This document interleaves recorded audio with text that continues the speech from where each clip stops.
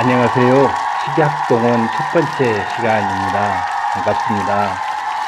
우리가 비타민제를 오래 복용하게 되면 오히려 심혈관 질환이나 조기 사망률이 높인다라고 하는 연구 보고서가 많이 나와 있고 또 신문지상에도 많이 알려져 있습니다. 왜 이런 현상이 벌어질까요?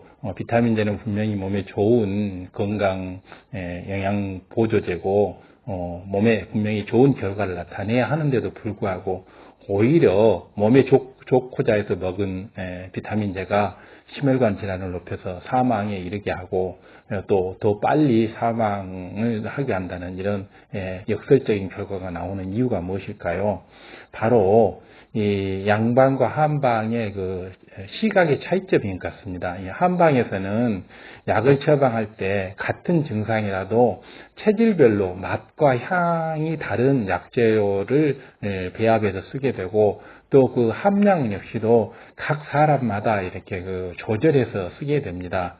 어떤 동일한 병명, 동일한 증상을 나타낸다 하더라도 그 사람이 이렇게 그 좀 비만한 체질이냐, 아니면 좀 꽉 마른 체질이냐, 뭐 해약 체질이냐, 강건 체질이냐, 몸이 차느냐, 덥느냐, 혈색이 붉느냐, 혈색이 이렇게 하얗느냐, 이런 여러 가지 것을 보고 약을 처방을 해서 체질별로 이렇게 맞게 그 사람의 체질 기질별로 심지어는 그 사람의 심리 상태까지도 파악을 해서 성질이 급한 사람, 성질이 느긋한 사람 이렇게 따라서 각각 처방 약 재료도 다르게 하고 또 동일한 약 재료를 할지라도 그 약 양도 각각 다르게 해서 이렇게 배합해서 쓰는 것을 보게 됩니다. 바로 근데 양방에서는 이제 그러지가 않죠. 동일 병명, 동일 질환에서는 동일한 약재를 기계적으로 이렇게 활용을 하게 되기 때문에 그것이 잘 맞는 사람에게는 잘 맞지만은 맞지 않는 경우에는 이렇게 심혈관 질환을 높이기도 하고 조기 사망률을 높이기도 하고 비타민제뿐만 아니라 각종 뭐 미네랄이나 각종 여러 가지 약품들 그런 현상들이 비일비재하게 일어나는 것입니다. 이것은 바로 이러한 그 사람에 대한 고려를 하지 않고 약 역시도 음식과 동일하게 사람에게 동일하게 적용돼야 한다는 그런 원리를 무시하기 때문입니다. 즉 양방 처방과 한방 처방의 이 근본적인 차이가 있는 것은 뭐냐면 이 바로 식약 동원 바로 음식과 약이 동일한 것이다. 음식이 약이고 약이 음식이다라는 이 식약 동원의 사상이 있느냐 없느냐 그 근본에 깔려 있느냐 없느냐 이 차이입니다. 이 약을 쓸 때도 마찬가지로 이렇게 사람에 따라서 이렇게 각각 이렇게 다르게 써야 하는 이유는 뭐냐 그러면 음식 역시도 저마다 맞는 음식이 있어서 자신에게 맞는 식재료를 찾아서 꾸준히 먹으면 이렇게 자신에게 맞는 약을 먹는 것처럼 건강해지고 또 질병이 해소되고 개선이 됩니다. 이렇게 동일한 음식이라 해도 예를 들어서 어떤 사람은 동일한 밥을 했는데 이 밥은 나이가 좀 드신 어르신 아버지는 밥이 대다고 얘기합니다. 그런데 또 나이가 좀 젊은 아들들은 딸들은 밥이 또 질다고 얘기합니다. 또 동일한 이렇게 그 국을 끓였는데도 또 자녀들은 이것이 싱겁다 그러고 부모들은 또 짜다 그러고 동일한 음식인데도 어떤 사람은 맵다 그러고 어떤 사람은 또 안 맵다 그러고 바로 이런 동일한 음식인데도 불구하고 각자의 그 어떤 컨디션 상태나 취향에 따라서 이렇게 각자 음식을 달리 평가하는 경우가 있습니다. 그리고 어떤 사람은 이 음식을 밥 한 공기를 먹어도 배가 고프다는 사람이 있고 반 공기만 먹어도 배가 부르다는 사람도 있고 이러기 때문에 그 음식의 양도 사람에 따라서 이렇게 정해져야 되고 그래야지만이 몸에 이상이 없고 과식이 생기지 않고 이렇게 되는 것입니다. 약 역시도 이런 음식과 약과 음식이 동일하다. 식약 동원이다라는 이런 사상을 가지고 이런 어떤 그 견해를 가지고 본다 그러면 양 역시도 그 사람에 따라서 동일하게 이렇게 파악해서 이렇게 처방이 돼야 할 것입니다. 예를 들어서 그 사람이 얼굴을 보고 얼굴이 하얗느냐, 얼굴이 검느냐, 얼굴에 윤기가 있느냐, 윤기가 없느냐, 말랐느냐, 또 뚱뚱하냐, 이런 모든 것들이 이렇게 사람에 따라서 이렇게 달라져야 할 것입니다. 그러나 이렇게 양방 처방에서는 동일한 질병과 동일한 병명에 있어서는 동일한 약 처방을 내리고 약도 동일하고 그 양도 동일하고 배합 비율도 동일하게 하기 때문에 각자 이렇게 맞지 않고 이런 여러 가지 부작용이 나오는 것입니다.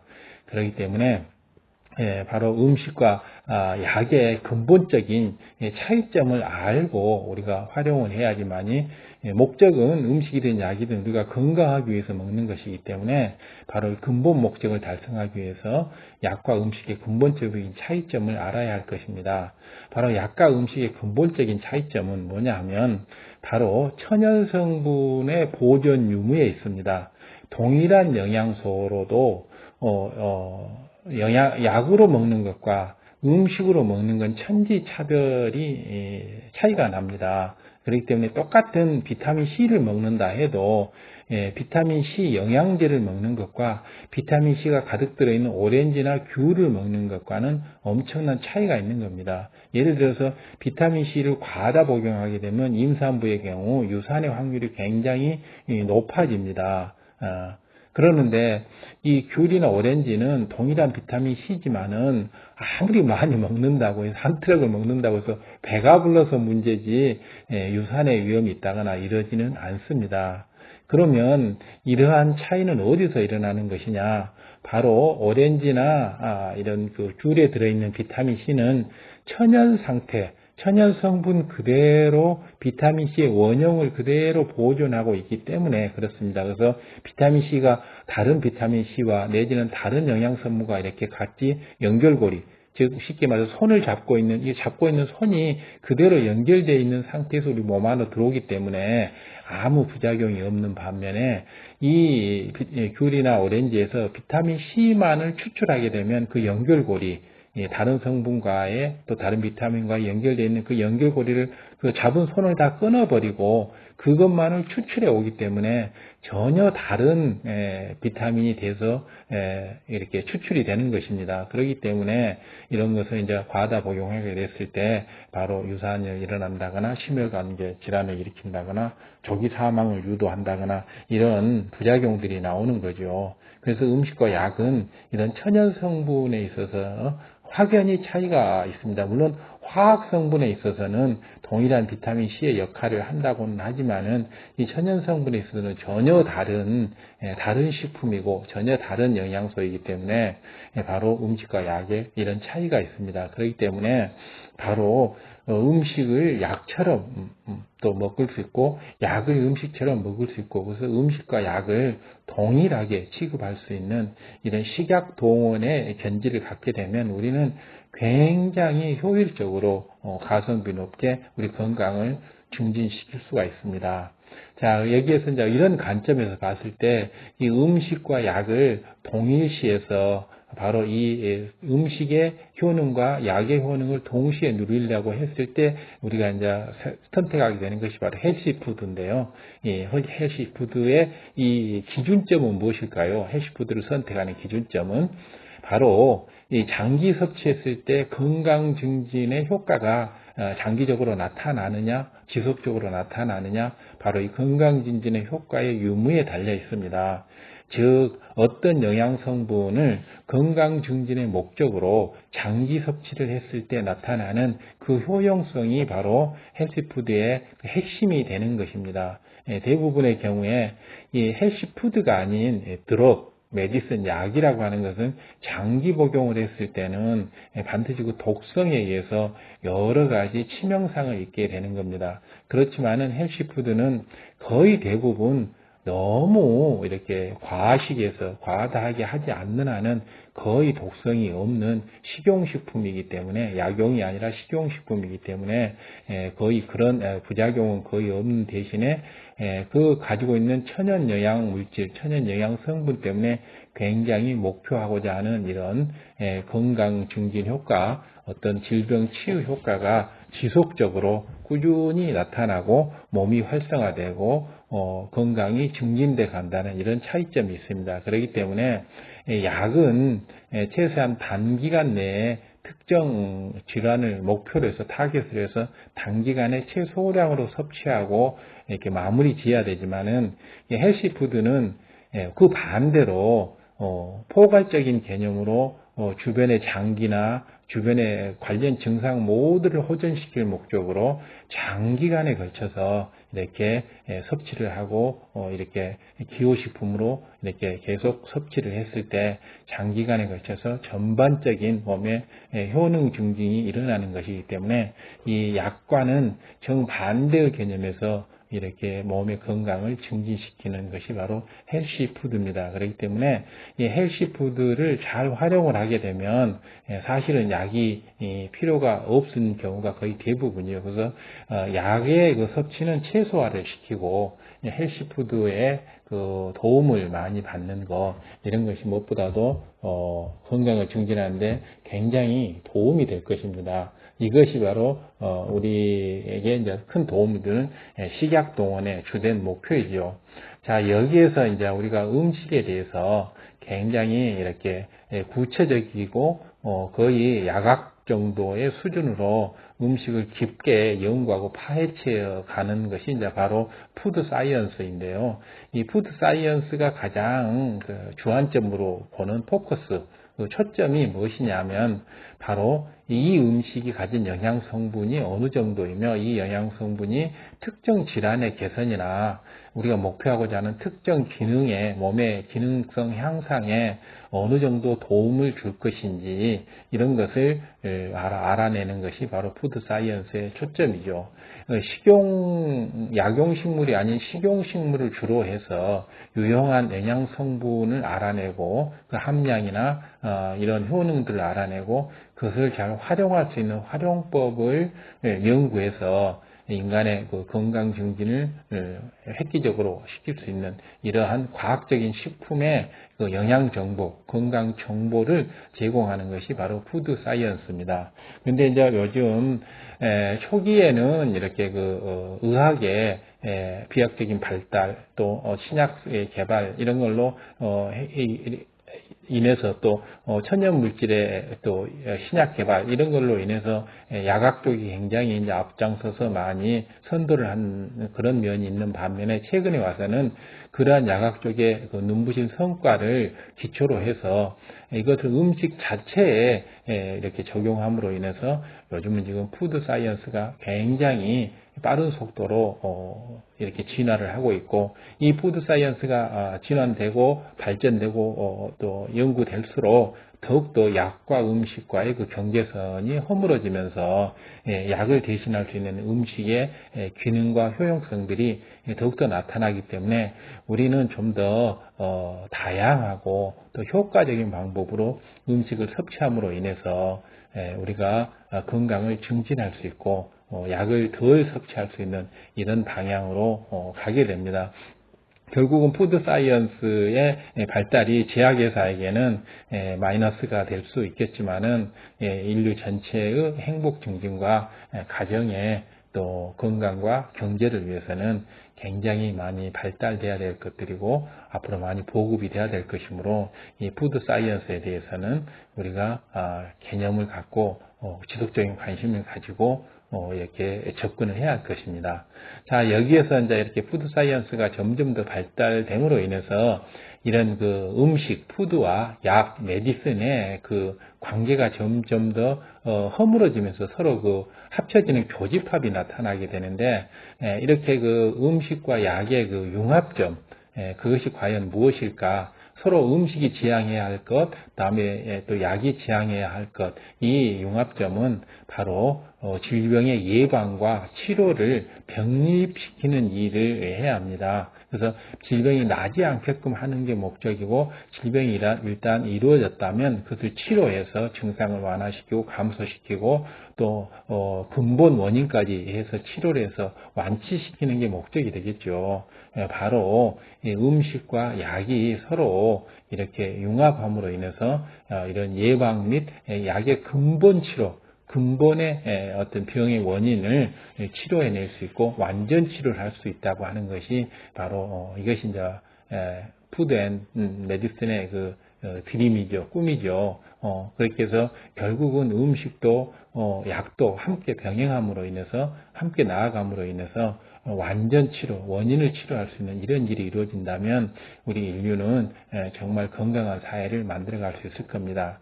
그래서 결국은 음식으로 약을 대신할 수 있게끔 하는 게 바로 푸드 앤 메디슨의 핵심 가치가 되겠죠.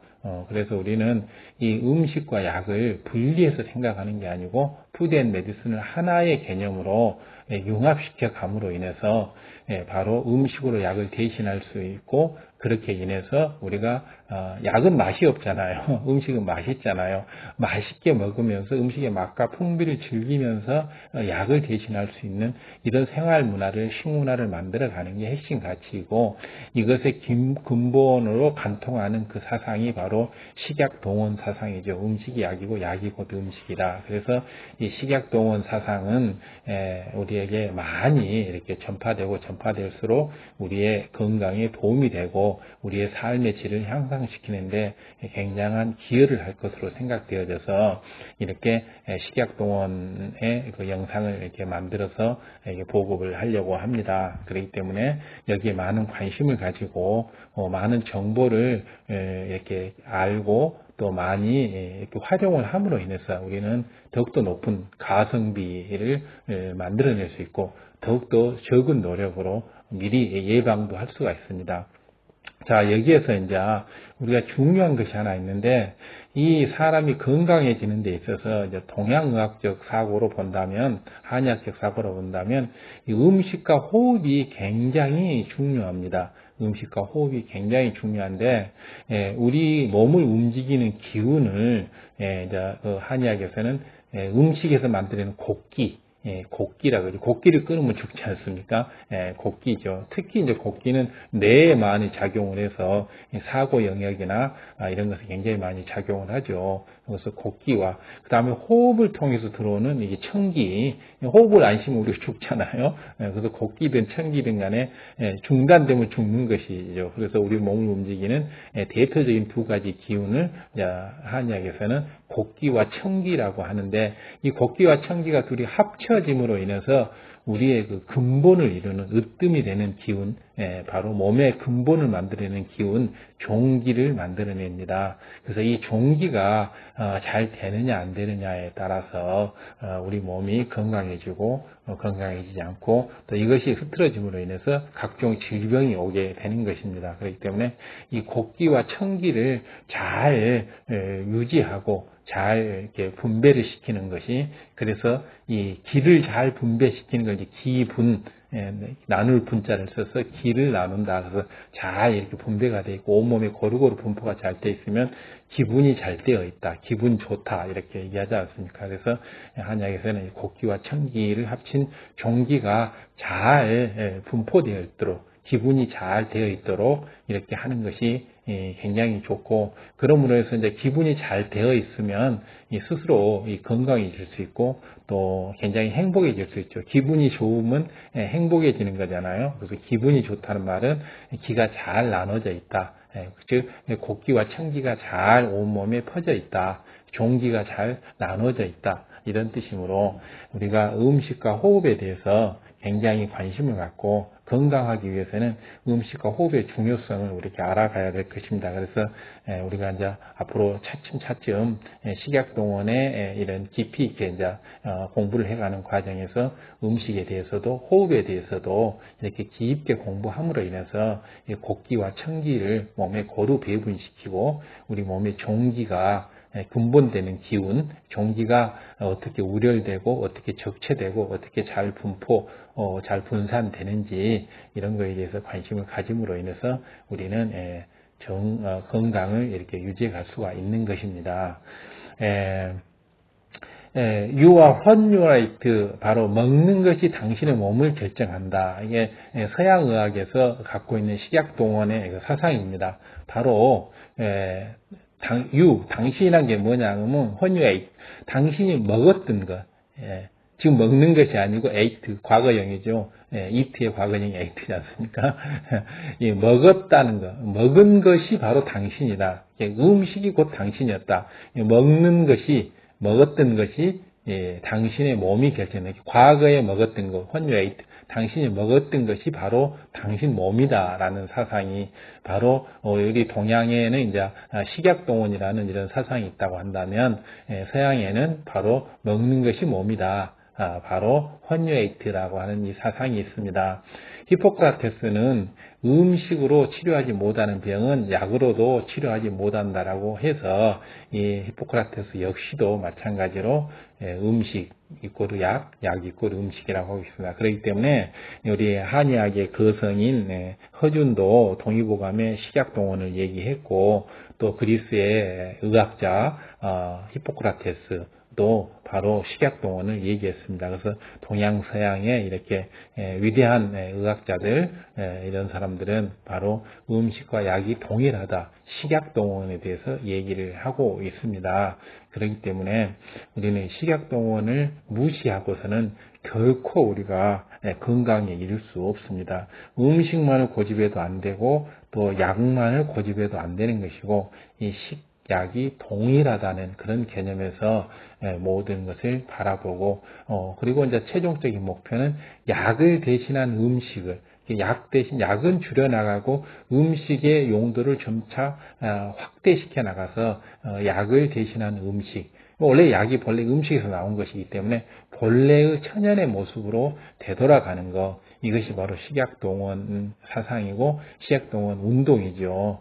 그래서 이것이 이제 중국에서는 좀 더 이렇게 잘 퍼짐으로 인해서 건강을 넘어서서 이제 불로장생, 불로장수까지 넘어가고 그렇게 해서 영원히 죽지 않는 신선 사상이 나옴으로 인해서 이제 신선식품, 신선이 먹는다는 식품, 그래서 수백 년, 수천 년을 사는 이런 음식, 불로장생초 이런 것을 찾아서 하게 되고 이렇게 됨으로 인해서 이제 이 영상 끝에 구선왕도고를 소개를 할 건데 바로 신선이 먹는 9가지 음식으로 만든 이 떡, 이 구선왕도고인데 바로 신선식품 이런 신선의 약을 찾아서 하는 것이 바로 식약동원이 원류가 되는 것입니다.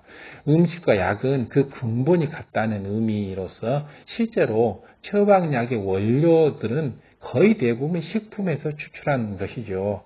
약의 대부분은 식품 추출물입니다. 그래서 우리가 그 위장약도 거의 쑥에서 나와 있고 또 간장약 또 민들레 살리실산 같은 것이 이렇게 나와서 이렇게 만성 피로 회복제 간장약을 하고 오메가3 이런 거 그 혈전 개선하고 이런 모든 것들이 등푸른 생선에서 이렇게 추출한 거 아닙니까?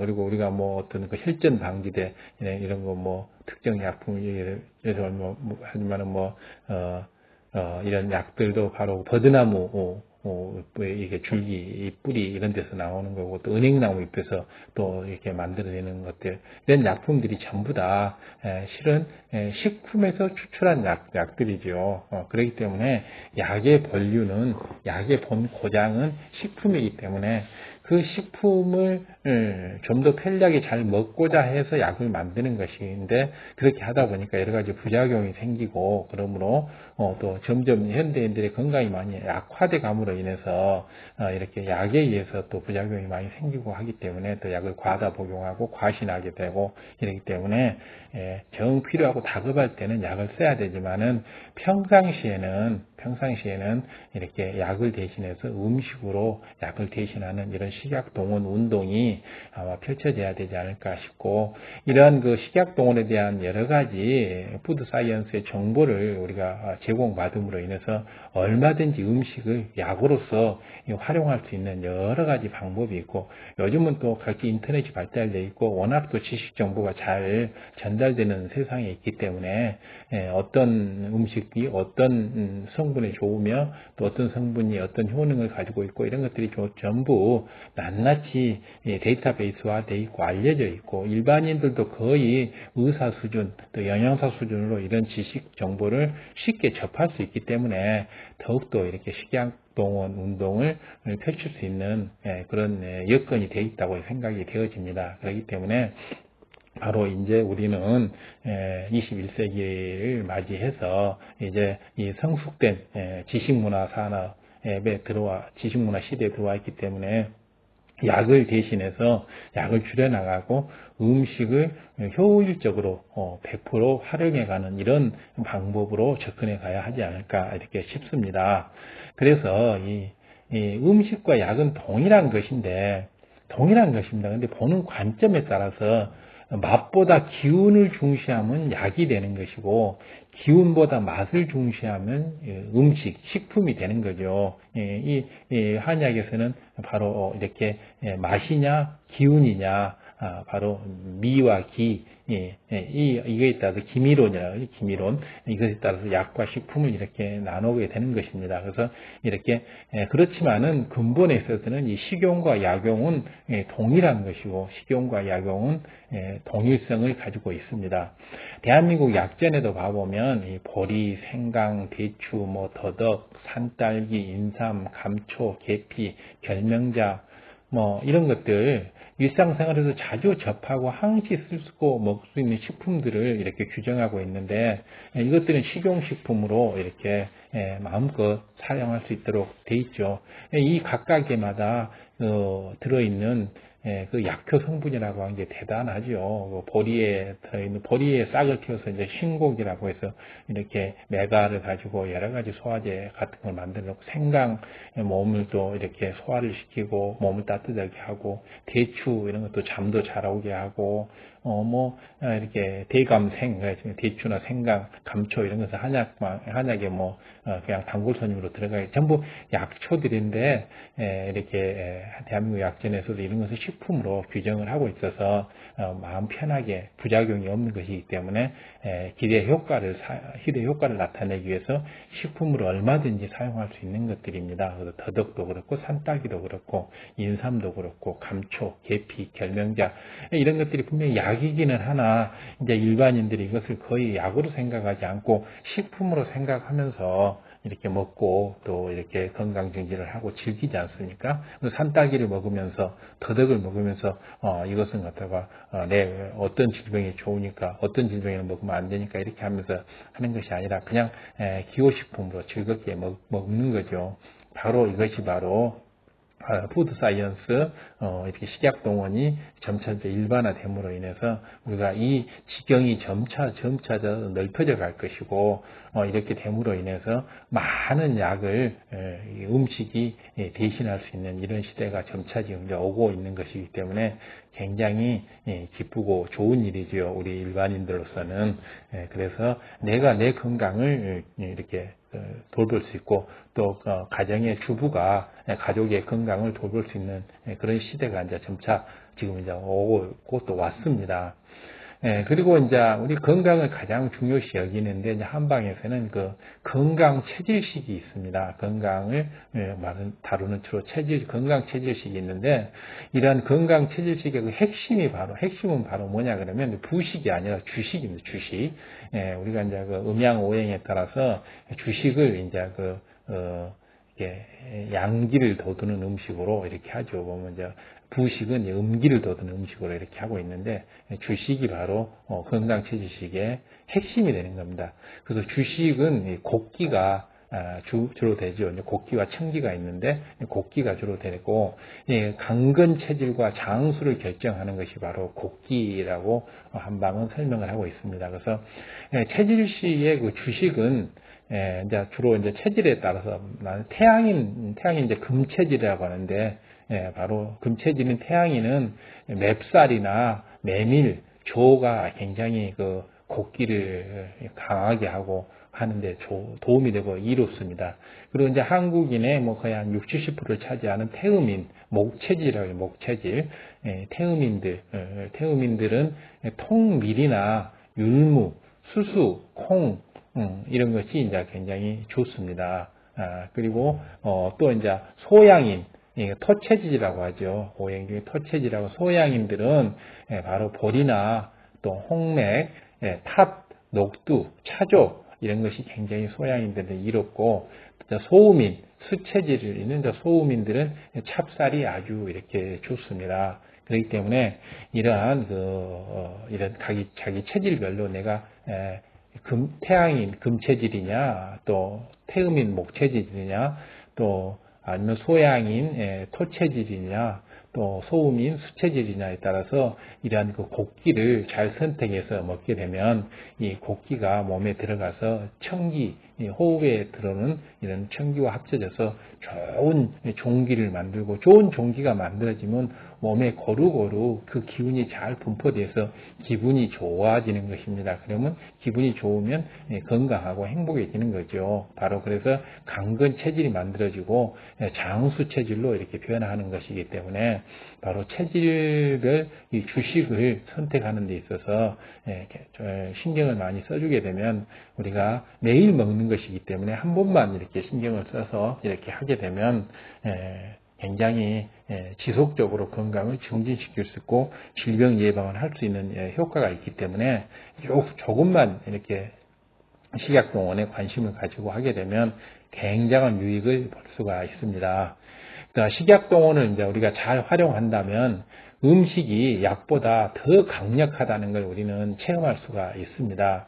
사실 음식이 약보다 훨씬 더 강렬합니다. 히포크라테스도 음식으로 치료하지 못한 것은 약으로도 치료가 절대 안 된다라고 얘기했습니다. 그리고 약으로 치료할 수 있는 건 음식으로 치료할 수 있다라고 얘기를 하고 있습니다.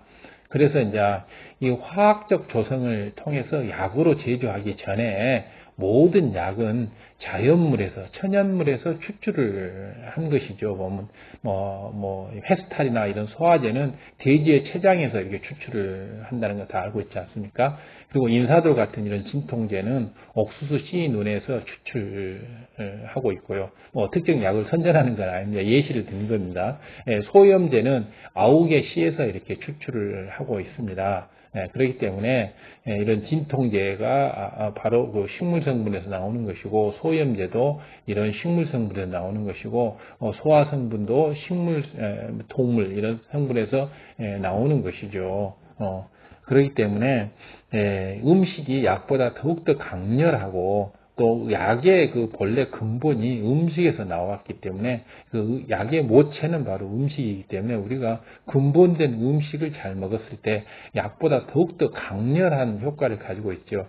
약이 가지지 못한 더 큰 포괄적인, 더 많은 유용성을 가지고 있는 게 음식이잖아요. 음식 중에 특정 성분만을 추출한 게 약이라고 한다면 음식은 100이라는 이런 효능을 가지고 있는 반면에 약은 그 음식의 100이라는 성분 중에서 5나 10이라는 그 성분만 추출한 것이기 때문에 음식은 100의 성분을 가지고 있고 약은 5나 10의 성분을 가지고 있기 때문에 음식이 약보다 훨씬 몇 배나 뛰어난 것이죠. 근데 이것이 이제 잘못 우리가 와전됨으로 인해서 또 현대의학의 비약적인 발전을 통해서 약이 음식보다 더욱더 강렬한 것으로 잘못 오해를 하고 있는데 그렇지 않습니다. 절대로 그렇지 않습니다. 음식이 약보다 더욱더 강렬합니다. 그렇기 때문에 바로 이런 식약동원에 이렇게 사상을 잘 활용을 해서 이렇게 오타가 나왔네요. 식약동원인데 식약동원이라고 했네요. 죄송합니다. 자, 그래서 이런 식약동원의 사상을 잘 활용하게 되면 음식을 통해서 약보다 훨씬 더 강력한 치료 효과를 나타낼 수 있고 건강 증진 효과를 나타낼 수가 있습니다. 히포크라테스는 질병과 식생활 또 환경의 관계를 매우 중요시하게 이렇게 생각을 했습니다. 서양의학의 출발도 이렇게 식생활과 굉장히 밀접해서 출발했는데 이제 현대의학의 오므로 인해서 현대약학의 비약적인 발전을 하면서 이 관계가 좀 이렇게 끊어진 것에 불과한 것인데 요즘에 와서는 이제 푸드 사이언스의 발전으로 다시 원대복귀 다시 원상 회복을 하고 있습니다. 그래서 히포크라테스도 이제 질병과 식생활 또 이 환경의 관계를 굉장히 중요시 생각했고 건강하게 장수하는 사람을 히포크라테스는 매크로바이오스라고 했습니다. 그래서 이제 이 히포크라테스의 매크로바이오스에서 이제 비롯돼서 이 장수식 매크로바이오틱스라는 건강 식생활법이 이제 독일에서 맨 처음에 만들어져 가지고 그것이 이제 일본으로 건너왔다가 한국이나 미국으로 건너가서 지금 이제 전 세계적으로 매크로바이오틱스, 건강 장수식, 건강 생활 식습관법 이런 것들이 이제 이렇게 붐을 일으키고 전체적으로 다시 식약동원으로 회귀하고 있는 이런 현상을 빚고 있는데요. 이 매크로바이오틱스를 봐볼 것 같으면 바로 이 동양의학의 한의학의 음양조화, 즉 사람의 몸은 음과 양의 균형으로 이루어져 있다라는 동양 사상을 식사법에 그대로 적용한 것입니다. 희한하게 서양에서 나왔음에도 불구하고 이 동양의 음양조화 사상이 음양의 균형이 식사에 그대로 맞춰져 있는 것이기 때문에 전체적인 전인적인 어떤 그 치료, 전인적인 어떤 그 건강 증진을 할 수 있는 이런 좋은 식사법으로 각광을 받고 있는 것입니다. 그렇기 때문에 어떤 특정 성분만을 추출해서 특정의 어떤 그 뾰족한 그 효능만을 바라는 약을 선호하기보다는 전체적으로 포용하고 포괄할 수 있는 전체적인 관점에서 우리 건강을 증진시킬 수 있는 식품을 더 약보다 우수하다는 것을, 식품이 더 우수하다는 것을 우리가 깊게 인식함으로 인해서 우리가 건강 식생활법을 만들어낼 수 있고 장수식을 할 수가 있고 그리고 우리가 질병을 식생활을 통해서 얼마든지 예방할 수가 있고 약보다도 더 강력하게 질병을 예방하고 치료하고 증상을 완화시키고 감소시킬 수 있는 이런 방법들이 얼마든지 있기 때문에 우리가 식약동원에 대해서 관심을 가지고 이렇게 함께 공부해 나가면 이런 것이 정보가 쌓이게 되면 이제 굉장한 의사 이상의 이런 지식 정보를 가진 사람이 될 것이라고 생각합니다. 이 세종대왕께서 이제 즐겨 먹었던 총명떡, 머리를 좋게 하는 총명떡, 바로 그 구선왕도고, 이제 동의보감에 나오죠. 구선왕도고는 이 한약재로 만든 약떡입니다. 한약재로 만든 약떡으로서 이 면역력 증강이나 비만 억제에 아주 탁월한 효과가 있는 총명떡, 약떡이죠. 구선왕도고. 그래서 이제 구선왕도고 이런 것이 바로 대표적인 식약동원의 아주 대표 선주주자 음식이 되겠죠. 동의보감에 가보면 구선왕도고를 기록하고 있는데 이 비장과 위장을 보호해주고 소화력을 촉진하고 입맛을 돋구고 신장의 기운을 북돋아 원기 회복과 면역 기능을 길러준다라고 이렇게 되어 있습니다. 정말 음식 중에서 이만한 음식이 없죠. 보면 비장의 기능과 위장을 보호해 주기 때문에 사람이 생각이 많아지면 비장이 많이 상하거든요. 그래서 이 생각이 많은 사람, 정신적인 이렇게 일을 많이 하는 사람, 세종대왕이 얼마나 한글을 창제하고 과학을 발전시키고 얼마나 머리를 많이 썼습니까? 그렇기 때문에 비장이 많이 상할 수 있었겠죠. 그래서 구선왕도고가 바로 비장의 기운을 이렇게 도와주고 위장을 도와주고 또 소화력을 촉진시켜주고 소화력을 촉진시켜주는 것은 모든 먹는 음식물의 영양분을 몸에 잘 흡수할 수 있는 이런 상태가 되기 때문에 굉장히 좋은 거죠. 또 입맛을 북돋아주고 또 신장의 기운을 북돋아줘서 신장이 좋아지면 사람이 전체적으로 사람의 기운이 좋아지면 이제 정력도 좋아지고 몸 전체적인 스태미나가 향상이 되죠. 그리고 이제 원기 회복이 일어나면서 바로 면역 기능도 아주 높아지는 것이기 때문에 그래서 이제 세종대왕 하면 조선의 최고의 왕이지 않습니까? 세종대왕 때부터 이제 본격적으로 조선이 문화적으로 꽃을 피우게 되죠. 그 세종 이전에 태종까지는 이제 나라를 세우느라고 맨 무인들이 칼싸움하고 이런데 이제 주로 신경이 썼었는데 세종대왕부터는 이제 아주 대흥행의 아주 문화가 융성해지고 과학이 발전하고 이렇게 대조선이 만들어지는 시기가 세종대왕이지 않습니까?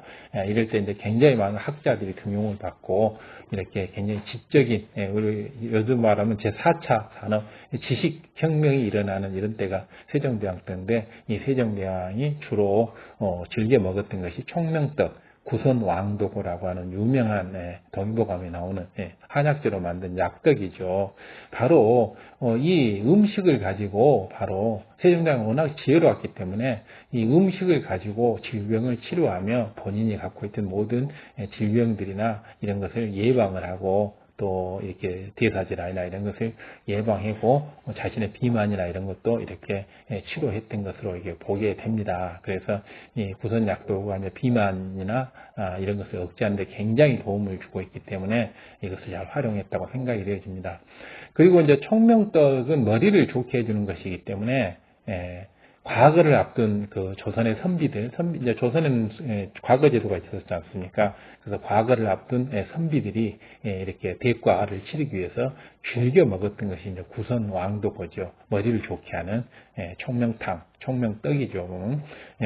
이제 총명떡이 이제 나중에 탕으로 이제 바뀌게 되는데 비만 억제와 면역력 증강에 굉장히 효험이 있습니다. 그래서 세종대왕은 주로 육식을 굉장히 즐겼던 사람이고 채식보다는 육식을 즐겼던 사람이고 그렇기 때문에 젊은 시절에는 몸이 굉장히 비대했습니다. 육식을 많이 하다 보니까 아무래도 뭐 지방을 많이 먹고 콜레스테롤이 많아져서 몸이 비대해질 수밖에 없죠. 그렇게 몸이 비대한 데다가 막중한 업무를 봐야 되기 때문에 또 막중한 업무에 이렇게 과로를 하게 되죠. 또 스트레스를 받게 되고 그러다 보니까 또 운동 부족까지 겹쳐서 뭐 이렇게 되면 이제 뭐 모든 걸 다 안 좋은 걸 다 하지, 육식 많이 하지, 또 몸은 비만하지, 그 고지방, 고콜레스테롤 많지, 막중한 업무로 과중하지, 또 스트레스 많지, 운동 부족이지, 이런 5가지를 다 갖고 있지 않습니까? 그렇기 때문에 세종대왕은 이 당뇨가 나오고 신경통이 있고 또 눈에 안질환이 있고 나중에는 뭐 거의 실명을 할 정도의 시력을 상실하지 않습니까? 안질환 등 이런 생활 습관병 때문에 굉장히 고생을 많이 했습니다. 그래서 이제 조선 왕조의 어이들, 이런 사람들이 세종대왕에게 주로 이제 보냈던 것이 바로 총명떡, 구선왕도고죠. 구선왕도. 그래서 이 구선왕도고, 이 총명떡을 먹음으로 인해서 바로 이러한 이런 세종대왕이 앓고 있었던 뭐 비만이나 바로 또 업무 스트레스, 운동 부족으로 오는 당뇨, 신경통, 뭐 안질환 이런 것들을 치료하고 예방을 했던 것을 볼 수가 있습니다. 그래서 이제 그 치료 효과가 워낙 뛰어났기 때문에 이 구선왕도고는 왕실에서 왕이 주로 먹는 이런 그 식품으로서 이렇게 자리를 잡게 되고 왕실의 그 왕의 음식으로 자리를 잡게 돼서 쭉 이제 전달이 되고 또 이제 그 명문대가 4대부 집안에서 구선왕도고를 먹었고 또 이렇게 과거를 앞둔 선비들이 대가를 보기 위해서 선비들이 구선왕도고를 먹었고 이것이 또 이렇게 동의보감에 잘 기록되어 있고 처방전이나 이런 것들이 하는 방법이나 이렇게 해서 우리에게 쭉 이렇게 문화유산으로 전달되고 있는 것입니다. 우리들이 이런 구선왕도고라고 하는 이런 좋은 바로 식약동원의 그 표본, 으뜸가는 이런 것을 표본을 가지고 있다고 하는 것은 참 대한민국이 이제 대단한 나라죠.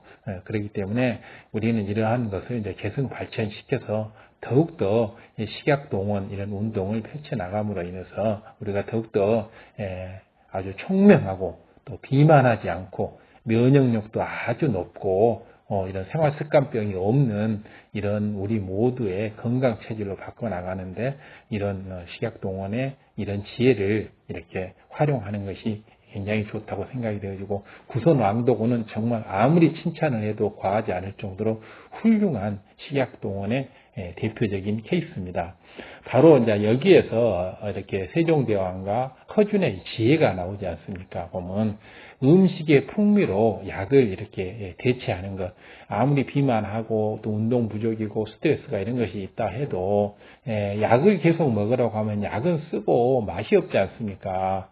계속 먹으면 또 약은 또 계속 먹으면 부작용이 생기고 근다고 해서 이런 생활습관병이 한두 번, 한두 달 뭐 이렇게 약을 먹는다고 해서 낫지도 않잖아요. 그렇기 때문에 맛과 이렇게 풍미를 가진 음식을 약처럼 해서 먹게 되면 꾸준히 먹게 되고 즐겨 먹게 되고 먹지 말라고도 먹게 되고 맛있으니까 이렇게 되지 않습니까? 이것이 바로 이제 그 비만했던 세종대왕 업무 과로로 뭐 쓰러질 뻔했던 세종대왕 이런 세종대왕의 이제 그 지혜지요. 그리고 이런 것을 갖다가 모든 백성들에게 알리고자 했던 게 허준의 지혜인 것이고, 그래서 이제 과거 서양에서는 의사와 요리사가 동일한 직업이었는데, 이것이 이제 현대로 오면서 이렇게 의사와 요리사가 이렇게 분리되는 이런 과정을 겪게 되는데, 우리 동양에서는, 우리 한국에서는 음식 활용을 통해서 이제 불치난치병을 치료하는 경우가 이제 허다했고, 우리가 뭐 잘 아는 그 은여 대장금,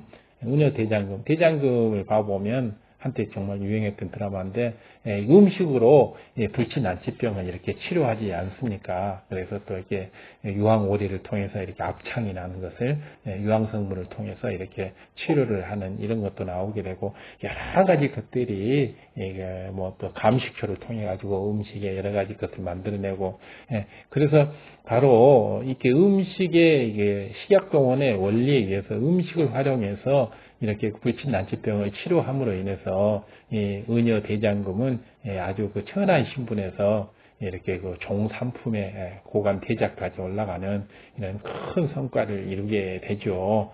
바로 이것이 바로 식약동원을 굳게 신봉했던 대장금의 그 가치입니다. 대장금은 바로 식약동원의 표본이라고 할 수 있죠. 그래서 우리가 대장금을 참 즐겨보고 하는데 그 안에 흐르고 있는 이 식약동원의 이런 사상들을 우리가 본받아서 널리 펼치고 이것을 생활에 활용해 갈 수 있는 이런 것이 돼야 되고, 사실은 우리 대한민국의 모든 또 남편들, 아내들이 은여 대장금이 다 돼야 합니다. 그래야지만이 자신의 건강도 지킬 수가 있고 가족의 건강도 지킬 수가 있고, 또 나날이 늘어나는 이렇게 그 치료비, 병원비에 또 절감을 할 수가 있고, 또 나날이 늘어나는 이런 그 불치병, 난치병, 또 생활 습관병 이런 것도 사전에 예방할 수가 있고, 또 이런 그 갱년기 장애나 치매, 당뇨, 고혈압, 암 이런 것도 다 이렇게 우리가 식약동원만 잘 활용을 하게 되면 얼마든지 예방할 수 있고 또 완치할 수 있고 치료할 수 있고 그렇습니다. 그래서 우리가 암 3기, 4기 돼가지고 병원에서 안 된다고 내놔버린 사람들이 이 식약동원에 의해서 치료해서 기사회생한 경우를 너무 많이 보지 않습니까? 병원에서는 안 된다고 이미 내놨지만은 음식을 통해 가지고 바로 곡기와 청기로서 자신의 원기, 종기를 회복함으로 인해서 이렇게 되죠. 그래서 이제 우리가 대표적으로 이렇게 약이 되는 야채들이 있습니다. 그래서 물론 굉장히 많지만 우리가 이렇게 쉽게 손으로 접할 수 있는 야채 효능 한 33가지 정도만 이렇게 알아도 여러분 모두는 한의사 이상의 이렇게 처방을 내릴 수가 있고, 식약동원으로 식약동원 한의사, 그래서 야채 효능 한 33가지 정도만 이렇게 익히게 되면 애지간한 질병들, 어지간한 것은 다 예방할 수 있고 치료할 수 있습니다. 그래서 다 우리가 아는 것들만 제가 한번 적어봤습니다. 그래서 파, 양파, 마늘, 부추, 고추, 무, 당근, 오이, 시금치, 가지, 토란, 쑥갓, 단호박, 고구마, 감자, 토마토, 우엉, 또 단호박을 2번에 적었네요. 죽순, 연근, 버섯, 미역, 김 이런 것들입니다. 이런 것들 뭐 많이 있지만 이런 것들 몇 가지만 이렇게 한 2, 30가지만 이렇게 알고 있어도 얼마든지 이걸 활용을 해서 우리가 처방을 할 수가 있고 가족의 건강을 지킬 수가 있습니다. 그렇기 때문에 이런 성분들이, 이런 식품들이 가지고 있는 하나하나 성분들을 요즘 이제 푸드 사이언스가 이렇게 발달이 돼서 모두 다 밝혀져 있기 때문에 잘 알아나가시고, 또 약이 되는 과일들이 있습니다. 대충 해서 우리가 쉽게 손에 접할 수 있는 과일만 대충 우리가 시켜봐서 제가 한 17가지는 그냥 우리가 매일 접할 수 있는 과일이 있더라고요. 그래서 이 정도만 알아도 우리는 그냥 어지간한 질병은 다 치유할 수 있는 가정의학과 의사가 될 수가 있습니다. 그래서 뭐 배, 또 사과, 감, 복숭아, 수박, 딸기, 포도, 귤, 멜론, 블루베리, 키위, 파인애플, 바나나, 아보카도, 레몬, 자두, 무화과 이런 것들 한 20가지만 17가지 정도만 이렇게 제가 그냥 이렇게 일상에서 항시 접할 수 있는 것만 치료받아 17가지가 넘더라고요. 이 정도만 이렇게 치료받아도 정말 가정의학과에서 처방할 수 있는 거의 대부분의 이 처방을 이 과일로 갖고도 할 수가 있습니다. 그렇기 때문에 절대 어려운 과일들이 아니잖아요. 그래서 배의 효능, 사과의 효능, 뭐 감의 효능, 복숭아의 효능, 수박의 효능, 딸기 효능 이런 거 우리가 이렇게 꾸준히 시간을 가지고 이렇게 익힘으로 인해서 모든 거 하나하나를 이렇게 가정의학과 의사와 같은 그런 우리가 효과를 누릴 수가 있고요. 그리고 또 이제 저도 바닷가에 태어나서 생선을 굉장히 좋아하는데 약이 되는 생선들 또 이렇게 일들이 있습니다. 그래서 이 생선과 해물들 효능이 굉장히 더 뛰어난데 이것도 한 17가지 정도만 대충 알아도 정말 여러분들은 훌륭한 의사가 될 수 있습니다. 정말 훌륭한 의사. 특히 이제 생선과 해물에는 이런 육지에서 나는 것과는 비교가 안 될 정도로 좋은 그 효능들이 많기 때문에 이 정도 효능만 알고 있어도 정말 그때그때 활용을 하게 되면 약이 필요 없는 이런 가정을 만들 수가 있습니다. 그래서 우리가 보통 알 수 있는 거, 고등어, 꽁치, 정어리, 참치, 이게 다 등푸른 생선을 우리가 좋다는 거 다 알고 있지 않습니까? 그리고 가자미, 또 광어, 방어, 도미, 대구, 연어, 이런 것들이 전부 각각이 굉장한 약용으로서, 식용으로서도 효과를 가지고 있는 것들입니다. 각종 질병과 예방에 있어서, 또 미꾸라지, 붕장어, 문어, 또 오징어, 새우, 게, 바지락, 굴, 성게, 모시조개, 대충 이제 몇 가지만 이렇게 적어봤는데 지면이 한계가 있기 때문에 이런 정도만 이렇게 그 효능에 대해서 이렇게 좀 관심을 가지고 알고 있어도 정말 훌륭한 의사로서의 역할을 할 수가 있고 가족의 건강, 자신의 건강뿐만 아니라 가족의 건강도 충분히 돌볼 수가 있습니다. 그리고 여기서 이제 조금만 좀 더 부지런하다고 한다면 직접 이제 식품들에 들어있는 그 속에 들어있는 영양소들까지 몸을 살리는 영양소들, 이런 영양소들에 대해서는 어렵게 안 들어가고 이 개념만 잡아도 아주 엄청난 도움이 되는 것들이 많습니다. 그래서 이제 식약동원의 그 식품의 영양소들, 식약동원의 어떤 근본이 되는 식품의 영양소들은 몇 가지 안 됩니다. 그래서 이제 단백질에 대해서 이제 단백질 몸을 구성하는 것이기 때문에 단백질에 대해서는 잘 알아야 되잖아요. 반드시 단백질이 있어야 되기 때문에.